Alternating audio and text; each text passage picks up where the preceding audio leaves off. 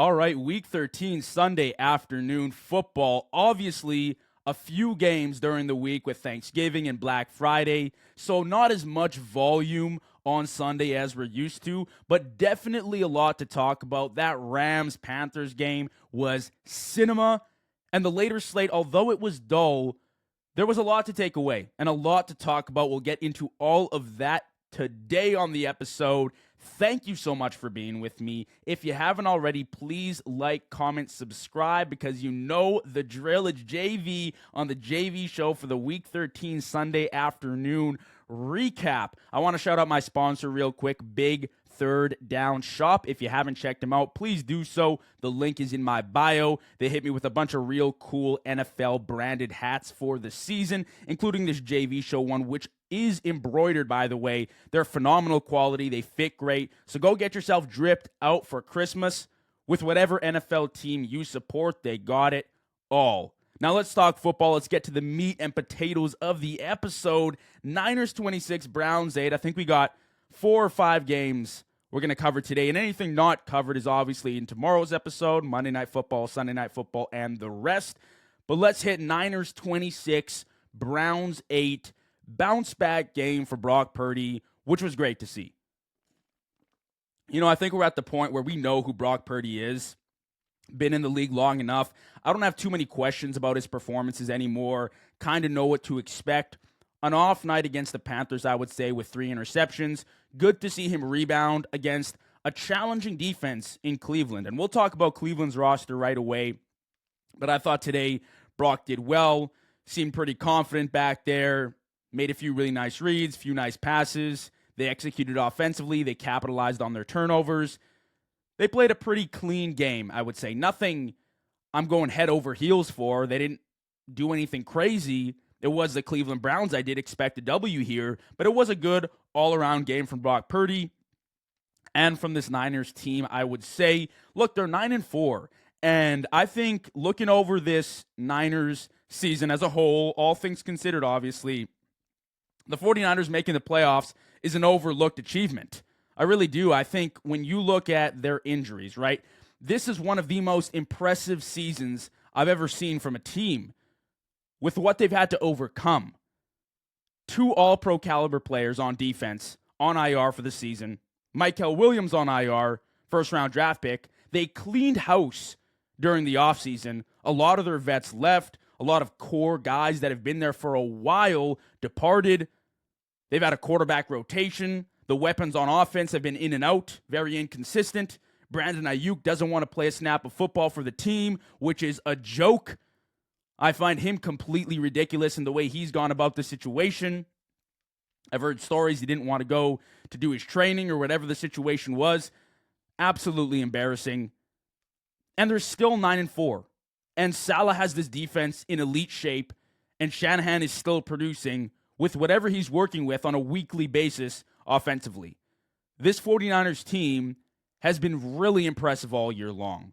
Their schedule is a cakewalk. And I said it to start the season, and I put them in my playoff picture, and this is exactly why. They're a well-coached team that had an easy schedule. How could they miss the playoffs? They simply could not. This is a big step forward because this was supposed to be a rebuild year for this team. Now, I don't necessarily think they're pushing the Super Bowl. I don't think they're pushing a conference championship game, but just the fact that they have won 9 games up to this point, and it's only week 13 now. You've only lost 4 games. The team is playing complimentary football, I would say, on most evenings. That's awesome. I think it's good news for the 49ers. I think as they build and develop, because we know how great they are drafting, specifically in later rounds as well. They seem to do really well there. If they can continue to develop around Brock Purdy, who they've now paid as the franchise guy, which is totally cool. I'm all for it. I think they could build something special. They obviously did a few years ago, and they're not too far out of the race. I wouldn't list them as an A-tier team, but for sure a B-tier team. I mean, they're making the playoffs pretty convincingly, I think, with their record right now, unless they lose out, which I don't see happening with their schedule. This has been an impressive season. Shout out to Kyle Shanahan. Shout out to Robert Saleh for the job that they have done. I gave Shanahan a lot of heat last year. I don't think it was warranted. I think I was a little bit too harsh because every coordinator, every coach is going to have their flaws, their weaknesses, of course. But what can Shanahan do for the Niners? Well, he can bring a team to 9-4 working with guys off the practice roster. And that's pretty impressive. So I thought overall, a great game from the Niners. They're now looking at a playoff spot. I mean, maybe even the division with the Rams losing today to the Panthers. We'll talk about that right away. But let's talk Browns real quick. They obviously put up 8 points. This is a losing franchise right now. They're looking at a top 5 pick. That's cool. I didn't expect anything different from them this year. Obviously, they go out in the draft. They get Dylan Gabriel. They get Shedeur Sanders. And the quarterback controversy already starts. Who are they going to play this year? Who's going to be the long-term starter? Shedeur gets his opportunity these last few weeks. And this is what I'll say about the games that he has started in and played. Shedeur looks like a rookie quarterback. He looks exactly like a rookie quarterback should. So I don't know why people are hopping on this train of, oh, Shedeur's balling out, or Shedeur looks like crap. It's neither, actually. Shedeur Sanders looks exactly like a rookie quarterback should. He's shown some growth in both starts, but he's also made some rookie mistakes. He took some bad sacks today, missed a few wide open passes, but he's also stood in the pocket in both games and made 2 phenomenal throws downfield. He hasn't proven to me that he can't play at an NFL level. I'll say that. He's shown playmaking abilities, and he has not given me a reason to bench him if I'm Stefanski. Obviously, I'm not a big fan of Stefanski in the way he has handled the Shedeur Sanders situation. To me, it seems like he just doesn't like him. That's the vibe he gives off to me with the locker room and the first win and no game ball. I was just confused. I didn't understand it. I don't think a lot of people did. But the weird thing about Shedeur, and I kind of already talked about it, but haters will tell you Shedeur is the worst quarterback in the NFL that they've ever seen. Worse than the Minnesota situation right now, worse than J.J. McCarthy,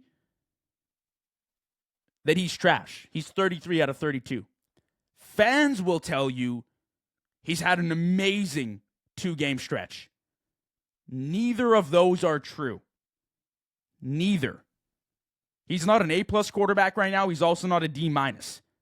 He is an average rookie quarterback right now. But look at his situation. He's in Cleveland. How many quarterbacks have tried and failed with the Browns only to find success elsewhere? Baker Mayfield, most notably. Usually, Cleveland ruins quarterbacks. So the fact that Shedeur Sanders started 1-1, I don't care that he played the Raiders. The fact he started 1-1 and has had 2 solid performances with this team, I mean, I would keep starting him. I would keep starting Shedeur Sanders. Why not? And honestly, I don't even think Dylan Gabriel was that bad either. But this is Cleveland we're talking about. I saw a funny video that someone sent me saying every stat that comes out of Cleveland, you got to put the AFB ABF, after Browns stat. ABS, I don't know what I'm talking about right now. But you have to add in the fact that they play for the damn Cleveland Browns. It's true. It's true. This is a bad franchise. This is a team that hasn't won in a long time, that does not have quarterback success. I think he's looked like a rookie quarterback, and a fairly decent rookie quarterback, I would say. Protected the ball, scored a few TDs, made some nice passes, made some mistakes.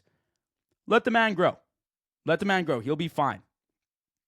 With all that being said, too, about Cleveland, I know that the record right now might not reflect success or winning or give you a reason to celebrate. That's fine. I understand. But I will say, Cleveland should be excited for their future. It's hard to see any sunlight there, but look at the positives. You just had the best draft class in your franchise's history. 4 or 5 legit starters and stars in the future came out of this draft class. Myles Garrett is from a video game. He's got 19 sacks on the season. He's in the prime of his career, and he's the leader of your defense. So you've got both young talent and some savvy veterans on defense, and the offense is young, but with proper coaching, they can push further and further. I don't think they're the worst situation in football. And they'll have a high draft pick this season. They'll cash in on that. And if they can swing a few big moves in free agency, this team will be a lot better than what we're seeing this season. You've had a rotation of rookie quarterbacks, a bunch of young guys on the offense. You can't expect much out of this team, out of this team's production. But look at the positives. You have some good players. You have a lot of young talent that might eventually form both a great defense, a great offense. You're not well coached. Special teams has been a joke. You have to clean that up. But the young talent and the stellar vets are there. And I think they can build something out of that. I really do. So that's my little piece on the Browns. Give their fans a little bit of hope here. I think there's a little bit to root for, despite the record, despite the losing season after losing season. Let's go Panthers 31, Rams 28. One of the best games I've watched this season. And I've talked great things about Bryce Young all year. I have. I've been real. I have said at points he hasn't been his best.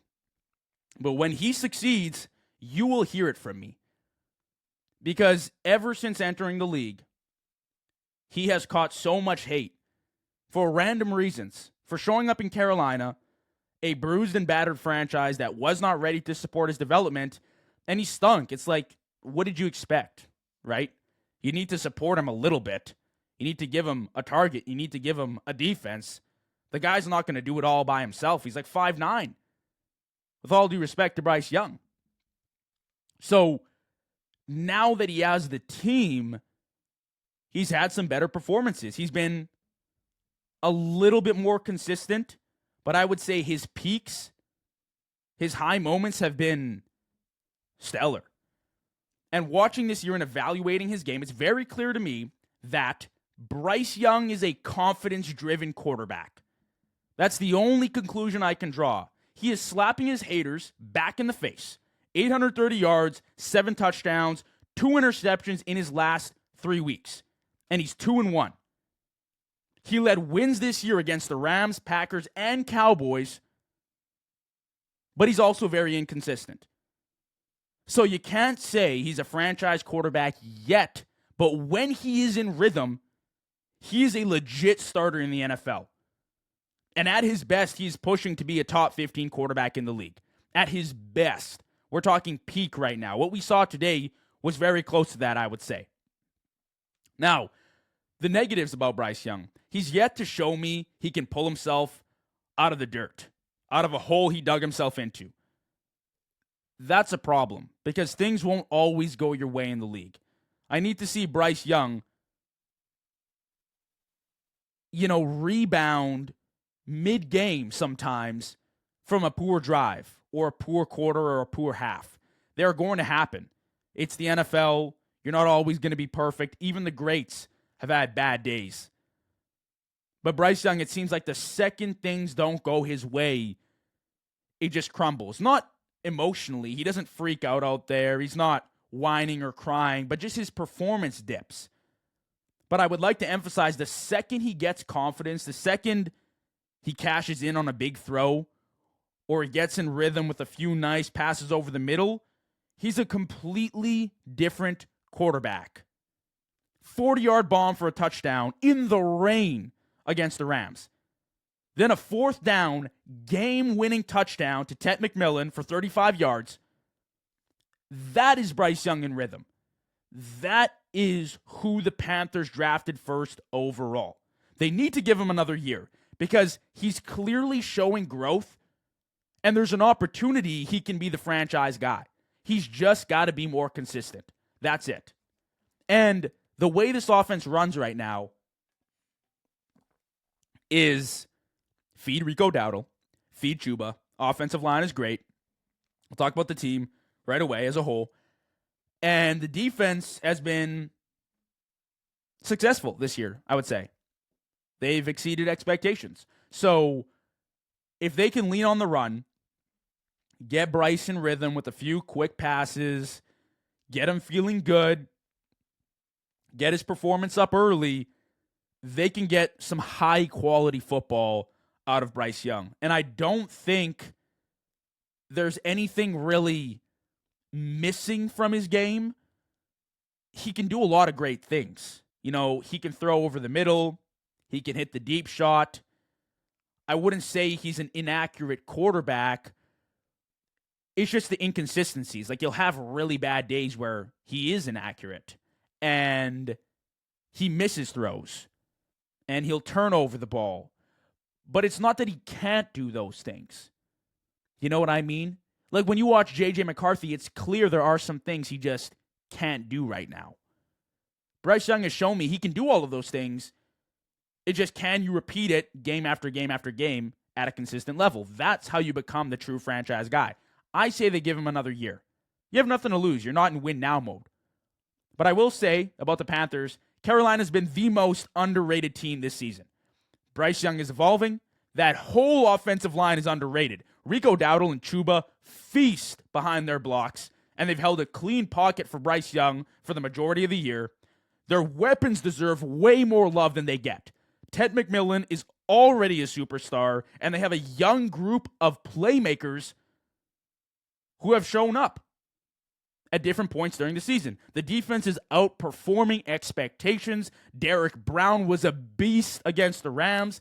5 interceptions, 6 total turnovers in the last 2 weeks, and they're 7-6 with a shot to make the playoffs. The Carolina Panthers are close to the playoff picture. That is a win. I said to start the season, wouldn't surprise me at all if this team got to 7 wins. I'm not stunned at all. This is not me saying, wow, look at this team, look how great they're doing. Not at all. Not at all. I expected this from this team because they went out and they addressed some needs. They got Bryce Young, a playmaker. The offensive line is great. Rico Dowdle came in. They brought back Chuba. The offense has been moving. And the defense, I will say I've been surprised with that unit. They've been really solid. I mean, they're not a top 10 unit in the NFL, but they're also not bottom 5. You know, at least they're sitting in the average range right now, which has won them games. I mean, look at some of the games that they've won. They beat the Packers. They beat the Rams. They beat the Cowboys. All 3 of those teams are the hottest in football right now. The Panthers aren't just a fluke. They win these games because they're a good team. But like Bryce Young, they can be inconsistent. And that is their downfall. And that's why you look at them right now and maybe you don't take them seriously. I do to an extent, but seriously to me is they might make a playoff game. Not they're going to win the Super Bowl, if that makes sense.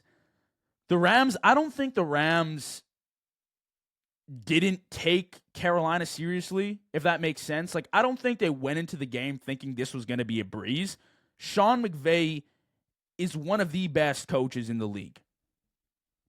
I don't think he missed anything on film. I don't think he overlooked this team by any means. I know their primetime game against the Niners probably gave a lot of people a good impression of what they might look like. That wasn't them at their best, obviously. One of their worst performances, especially from Bryce Young in the offense. I don't think the Rams overlooked them. I just think they lost the turnover battle, and the Panthers made a few more big plays. That's about it. It was a close game. Panthers are a good team. It's not like they lost to, I don't know, the Jets, this week. Watching the Rams today and all season, and I said this to start the year as well, the Rams have the best receiver duo in the NFL, and that's not debatable. Davante Adams is still a top 10 receiver. I don't care what anyone has to say. He's still an elite route runner in the NFL. And he's unguardable in the red zone. He scored another 2 touchdowns today. He's got 14 TDs on the season. He's still a premier route runner. And what did I say last week about the red zone fade? Give him a fade, give him a fade, give him a fade. Cash in, cash in, cash in. Oh, they're going to guard the fade? No problem. Slant underneath. What did they do today? It's unstoppable when you got an elite route runner and a quarterback that is very precise and accurate. He's older. Maybe Davante lost a step, but he is still way too dangerous to take him out of the top 10. Puka just amazes me every day. He's a do-it-all receiver for this team. The one-handed catch he made against the Panthers might be the catch of the year. I don't know how the hell he did it, but it was very impressive. Reached over, one hand, snagged it from the guy. Big part of the game. These two complement each other so nicely. They work together so well. And I hate to say it, and Cooper Kupp had a great year, but moving on from him and bringing in Davante Adams was the right move. It was the right move. Today, unfortunately, Stafford, unlike what he's shown us all year, had some pretty bad turnovers, I would say. Some interceptions he would definitely want back. One of them batted, obviously. In the red zone, it happens. The other one, a little bit behind his target. And then, obviously, the fumble, which leaded to the game winning first down from Bryce Young over the middle, which was great. Stafford might have lost the MVP race today. We'll talk about that tomorrow, depending on what Drake May does against the Giants. I'll need to see. I was going to talk about it today on the episode, but I want to see what Drake May does tomorrow against the Giants. But he definitely has an opportunity to go out there and steal the MVP and take it for himself, because the MVP is an award. It seems like people value the performances later on in the season a lot more than early. Like, you can play great from weeks 1 to 12, but if you shit the bed a few times from 12 to 17 or 12 to 18, you ain't winning shit. So, I don't know. This seems like a game that maybe he opens the door for Drake May, a guy that's played pretty solid all year, to score 4 TDs on primetime and take it away. We'll see about that, though. I don't think the Rams are a juggernaut. I also don't think that they're frauds. Again, this was just a good game, and the Panthers are a good team, very underrated. The Rams are probably still my favorites to come out of the NFC right now. I still trust Stafford a lot. I know he had some bad turnovers today, but it happens, right? Every quarterback has their off day. I still trust him and this receiver duo and this defense, but they're not a juggernaut. Like, they're not unbeatable, I feel like. When you look at Philly last year, going through the playoffs, you were pretty certain they were going to win out. I don't feel that about any teams this year. I don't feel it about the Rams either. People were saying they're the clear one before this week's games. Yeah, I don't buy it. I don't buy it. They're definitely beatable, but still a really, really good team that obviously could make a Super Bowl this year. With a guy like Stafford, anything is possible. Let's go. Houston Texans 20, Indianapolis Colts 16. So as far as the Texans go, and I know that they're on a little heater right now. I think they've got a, 3-4 game win streak right now. They're back in the playoff picture. They're competing. CJ Stroud is very clearly the guy over Davis Mills. Let's cut all that shit out. Let's cut the debate. Let's end all of that. There is no debate. CJ Stroud has won a playoff game in back-to-back years. He was the offensive rookie of the year. And he's elite when the playoffs roll around.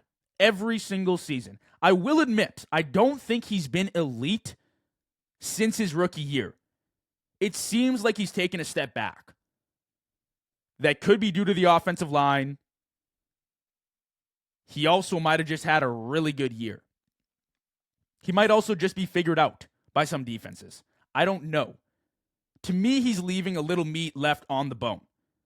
Matter of fact, to me, he's leaving a lot of meat on the bone. Because his peak, which right now we know as his rookie season, was a lot better than what I've seen these past few years. And the defense is way too good for this team to be a 9-8 or 10-7 team every single season. And he's turning over the ball at a much higher rate than year one. But you're a fool if you think Davis Mills should be the starter in Houston. CJ Stroud is the franchise guy. And he's proven it. And he deserves it. He's got a very talented arm. And when the playoffs have rolled around, he has delivered in the majority of his games. Even last year against the Chiefs, I felt like he played a pretty solid game. So I don't think he has been great. But I don't think Davis Mills is the guy. I don't know why we're talking about this or why this is even a debate. But we're going to set things straight here and make it very clear that CJ Stroud is the guy for this team. But it's cool to see Bryce Young now playing some pretty elite football and just starting a conversation. I wouldn't say I'd take Bryce over CJ Stroud, but there's definitely a smaller gap between the two that has formed over these past few years than there was in year one. Because year one, it was night and day difference. But the situations were different too. The Colts today, geez Louise, man. I don't know what I've watched this past month. But, yeah, the Colts really fooled us all. They might miss the playoffs. They genuinely might. And I hate to make statements like that, but when you look at their schedule, it does not look promising. This team has just lost their momentum. That's really it. The offense is not in control anymore. They can't count on Jonathan Taylor to go for 200 yards and 3 touchdowns every single game. And Daniel Jones has a fractured fibula. And Sauce Gardner left the game really early with what looked like a non-contact injury, which is not good. Those are the worst. NFL fans know. That happens, shit, like you don't want any part of that. They went 1-3 in November, and now you're at Jacksonville, then at Seattle, and you finish with the Niners, Texans, and Jaguars. They might miss the playoffs. And that is horrific news because you went all in on Sauce Gardner and you trusted Shane Steichen and Daniel Jones. And now things look brutal. Now you got a game against the Jags for control of the division. And I have a bad feeling if you lose that game,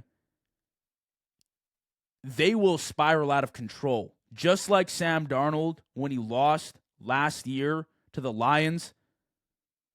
It was a domino effect for the rest of the season where they just collapsed and he just wasn't the same quarterback. Same thing right here. Now, this game between the Texans and the Colts probably should have been a Colts W. It was one of the worst officiated games and moments I have seen in a long time. I've asked it all year long, can we have NFL refs investigated, please? Houston had 16 guys on offense today. 16. All their players, and a bonus 5 refs. I couldn't believe it.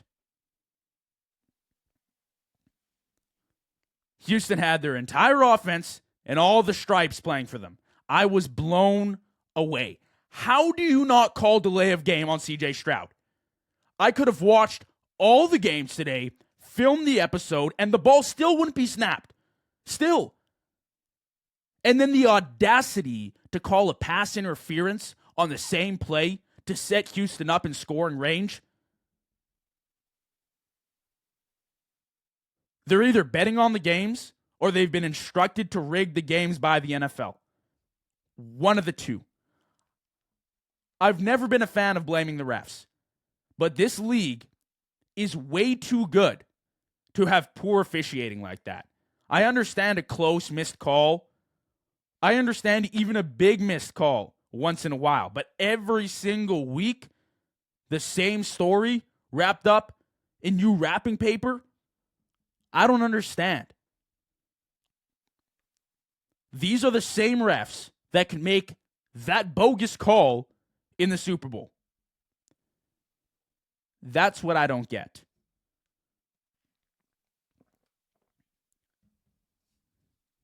Can we please have proper officiating? Because to me, it seems like something's going on behind the scenes. Even Houston fans will tell you that was a joke. I'm sitting there, I'm watching 3, 2, snap clock, 1, 0, 0, 0, 0. Nothing snapped. 0. Snaps the ball. Steichen's losing his mind, rightfully so. I think it was Higgins who ran the route. If I'm not, I apologize. If I'm not correct on that. The guy just grazes him. This is a contact sport. But the refs want the DB to blow the guy a kiss on the way to the end zone. I don't get it. I don't. Either the refs have some cash on the game or they're being instructed to alter the outcome. One of the two. It is a competitive league where one or two calls can change the outcome of a game. It's not like in high school when if you're a better team, regardless of the refs, you'll shit kick the other team. It's not like that anymore. This is elite athlete going on elite athlete. And one call can seriously damage the outcome of a game and sway things the other direction. Hold the refs accountable. Later slate, Seahawks 26, Vikings 7. Max Brosmer was the same shit in a different colored garbage bag. 9 passed along his quarterback advice because 4 interceptions, 4 sacks, and a 32 passer rating looks like a J.J. McCarthy stat line from this year. This team is in win now mode, and they're teaching guys how to throw the ball. Something's got to change. Kevin O'Connell, this is on you too. You have a young, inexperienced quarterback on 4th down in the red zone, rolling out for a pass. What are we doing? I know he shouldn't throw the ball in that situation, but why even jeopardize that? Why even have that as a possibility? Either kick the field goal or run the damn rock. Kevin O'Connell hasn't adapted his play calling all year long. Now, it's hard to work with these quarterbacks that are clearly not ready. But at the same time, he hasn't done himself anything. He hasn't done himself any favors. It's a waste of Justin Jefferson, of Jordan Addison, and a great defense to have guys that cannot play as a quarterback in the NFL right now. I'm all for development of quarterbacks. I am. Really. I love seeing guys come in and grow over a 4 or 5 year stretch and become franchise guy. A little Baker Mayfield, little Sam Darnold now. I love it. I love seeing guys understand their situation and grow and learn and eventually become the next greatest thing. That is not Minnesota's situation right now, though. This is on Kevin O'Connell and the front office, who put all their eggs in one basket with J.J. McCarthy knowing that they were in win now mode.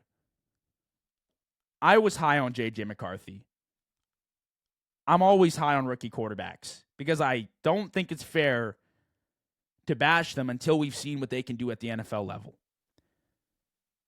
But realistically, you had Sam Darnold, who won you 14 games last year, and you knew this was another win-now season, and you put a rookie quarterback at the helm who wasn't ready.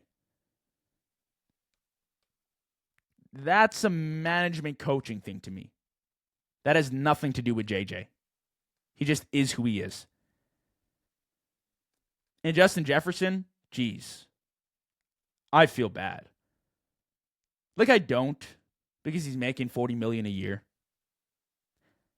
But at the same time, from like a winning perspective, I do. Because you obviously have pride in winning and winning in the playoffs and winning a Super Bowl. And obviously that's the end goal. And that's just not going to happen. And it's not going to happen next year either. That's the problem. Justin Jefferson is going to want out, and I don't even blame him. You can't just bring in a bridge quarterback next season like Mac Jones or Kyler Murray. That's not good enough. Because Jefferson knows that will result in another early exit in the playoffs. Jettis is the best receiver in the league, and he's dealing with junior varsity quarterback play. And that's embarrassing. 2 catches for 4 yards against the Seahawks. He doesn't look like he wants to play. And honestly, I would not either. Frustrated is an understatement. You can see the raw emotion on his face. He's not even mad. It literally just disappointed. You know, like a disappointed dad and his kid.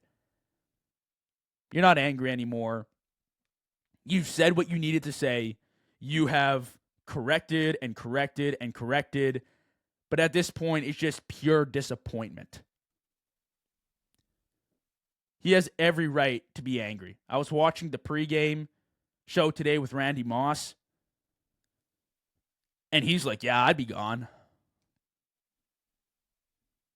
You have an opportunity to go out and win on a different team. Hey, come to Buffalo. We'll use you. Hopefully, Joe Brady can get his shit in order. We'll use you. For sure. But he's stuck in Minnesota where he's had Kirk Cousins, right? The best receiver in the league has had Kirk Cousins, Sam Darnold, and J.J. McCarthy. What a group. What a group.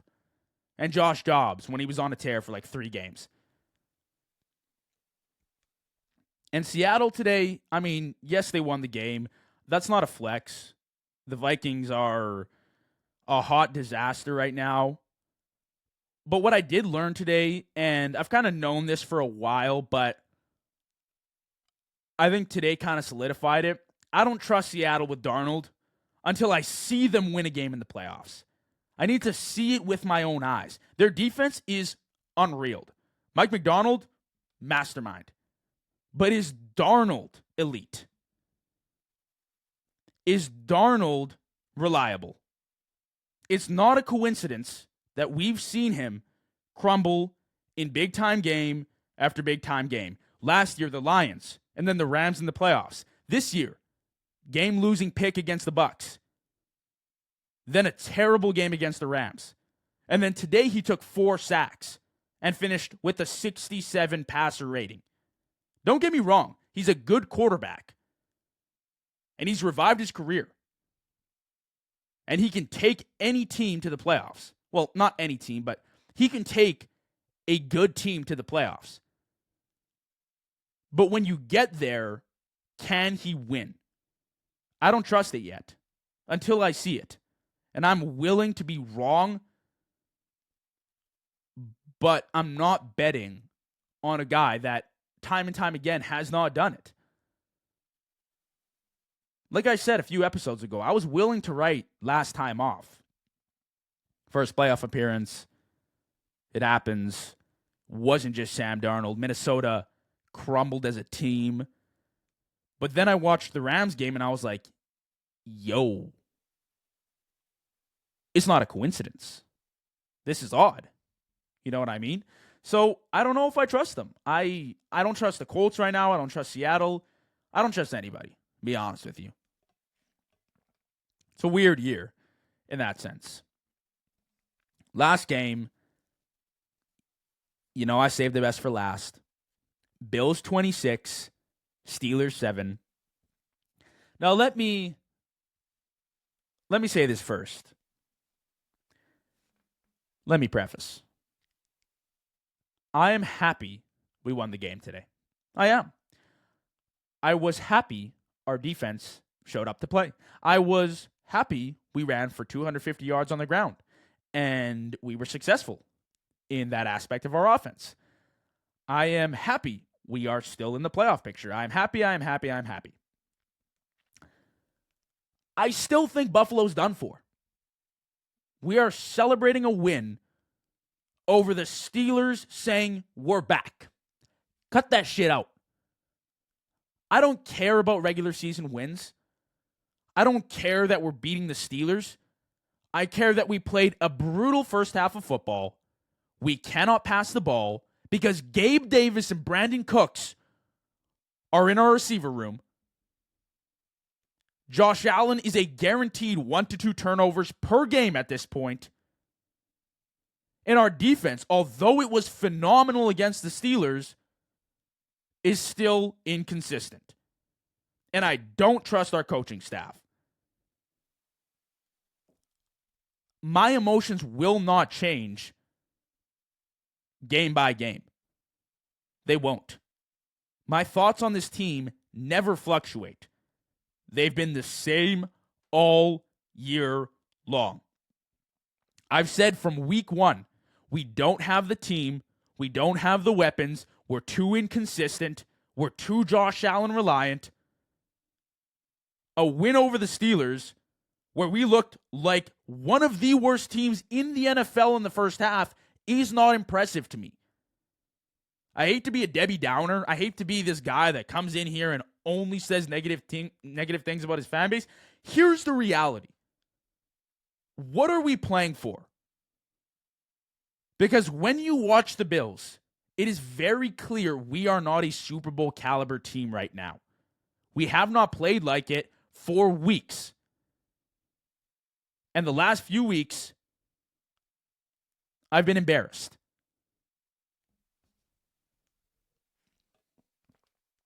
I have not been impressed whatsoever.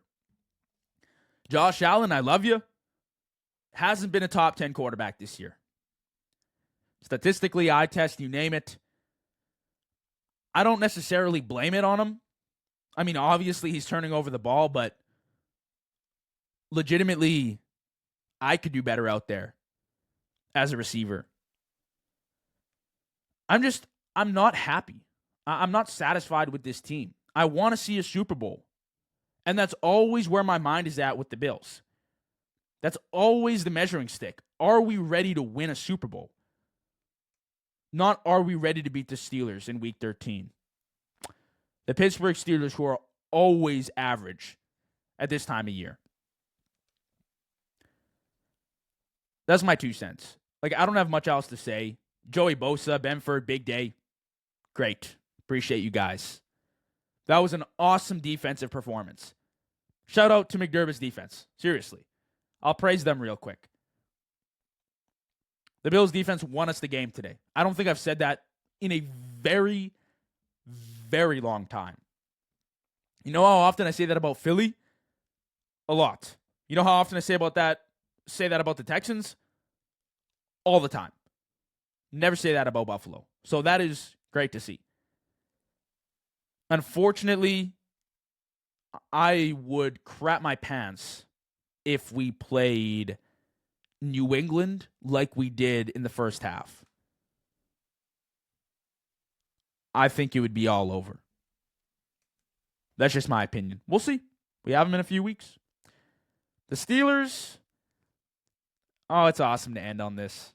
This will be the last topic of the episode. I said it last week, and I'm going to recite it this week because it's just a magnificent quote. It's a new year and the same story from the Pittsburgh Steelers. 3 things guaranteed in life: death, taxes, and the Steelers being average. Every single year for the past decade, Pittsburgh has given their fans hope from weeks 1 to 10, only to fall apart in November.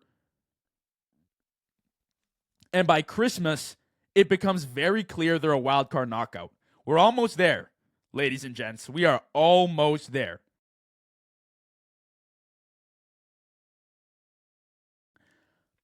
So I'm genuinely curious, because I'm obviously not a Pittsburgh fan. I'm a Bills fan.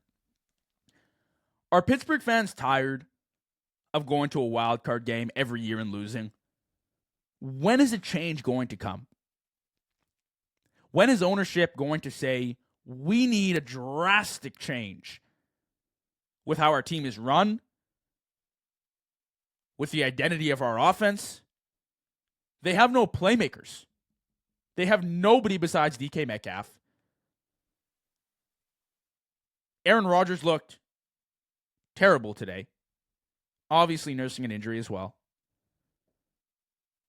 The defense has been good the back half of the season, but they're unreliable in the playoffs. And they'll be on the field all game long. Like, if I'm Buffalo, I would love to see Pittsburgh in the playoffs.